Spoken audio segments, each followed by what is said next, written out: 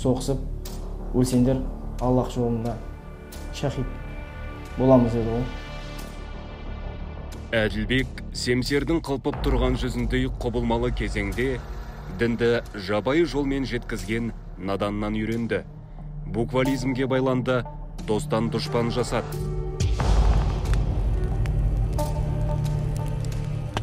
Мың 744-тен бері қарай құрылған бұл үлкен жоспар түбі экстремист террорист тәрбиелеп шығады.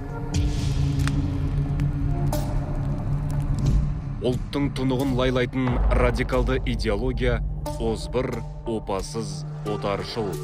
Діннің атынан қоғамды ірітіп, сананы билейтін саяси амал жасауда. Кәпір адамның басына барып жаназа қатса, мен де кәпір болып кетемін ғой деп, көзі деген бақырайып, жек көріп тұрсын.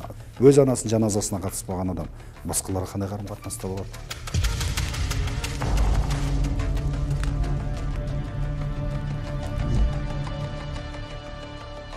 Өмірінің 11 жылын тарғапаста өткізген Әділбектің қазір қабағы жібіген.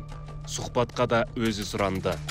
Ол радикалды идеологияның кесірінен ұлттың тарихы, рухани тамыры, танымымен тартысқан. 4 мазхабқа да тоң мойындық танытып, имамдармен алысқан. Тозақтық деп қоғамға кектеніп, анасының батасын алмай үйінен кеткен. Теріс ағымға кіріп кетіп, видеороликтерді Инстаграмнан, Ютубтан қарап, адашылыққа 15 жылға бас бостан айырылған. Сақап Нұрлыбек деген бала болып, телефон звондап, ақша сұрап, ақша беріп, материалдар алып,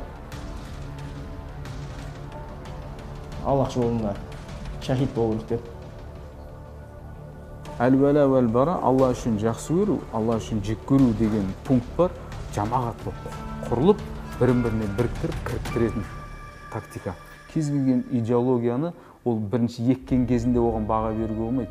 Ол қашан көтеріліп, жеміс беретін шаққа келеді, ол сомен өлшенеді. Неосалафизм бүлік шығару, қирату, бұзу, жаншу деген. Бұлайша айтқанда мәңгүрт адамдар тәрбиелейді. Сөйтеді, мұсылманның ішінде мұсылманға қару көтеретін, мұсылманды жамандайтын, мұсылманды даттайтын дәрежеге жеткізіп, террор әрекет ол талассыз келеді. Атырау, 2012 жыл. Қаланың қақ ортасында бомба жарылады. Бұл лаңкестің ісі еді. 21 жастағы Нұрлыбек Сақауов бейбіт ортаны ойрандау үшін жарылғыш зат дайындайды. Бірақ сол бомба байқаусызда іске қосылып, жанкештінің өзі ғана мерт болады. Бұл оқиғадан кейін 16 адам тұтқындалған. Олар елде террорлық акт жасап, шетелдік содырларға қосылуды жоспарлапты.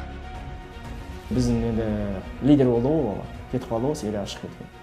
Сол бала звондады Пакистаннан звондап, дайындал, ертең сені алып кетемін деді.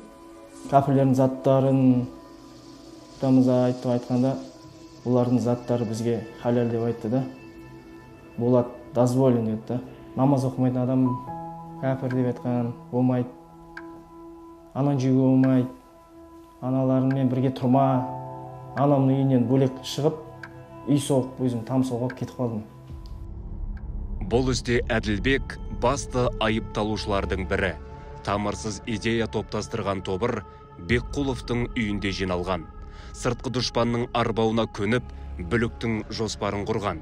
Бәрі сауатсыз, не білім алмаған, не жұмыс деп жарытпаған. Есесіне, сот шешіммен тыйым салынған 3 негіз, 4 қағида, кетауид таухидты оқыған.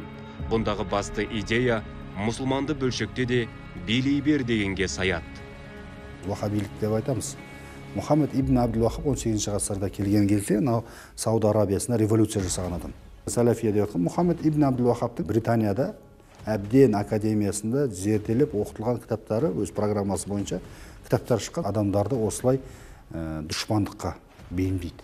Ол идеология біздің шариғатқа мүлдем келмейтін кітаптар.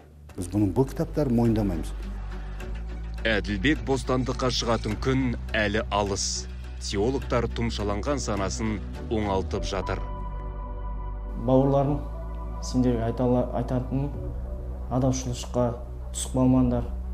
Енді мен осы өзім сол видеоларды қарап, осы қателікпен осы жерге отырып, енді 15 жыл аз сұрау емес, өмірімнің 11 жылы бос кетті. Осы имамдарды тыңдандар, теологтарды тыңдандар, анамды ренжіткен үшін, апаларымды ренжіткен үшін өкінем да. Ол сыртқы күштің сойылын соқты, имамдармен дауласты, мемлекетпен жауласты. Қапасқа қамалғанда ұмытылды. Түрмеге іздеп келген жалғыз адам анасы ғана.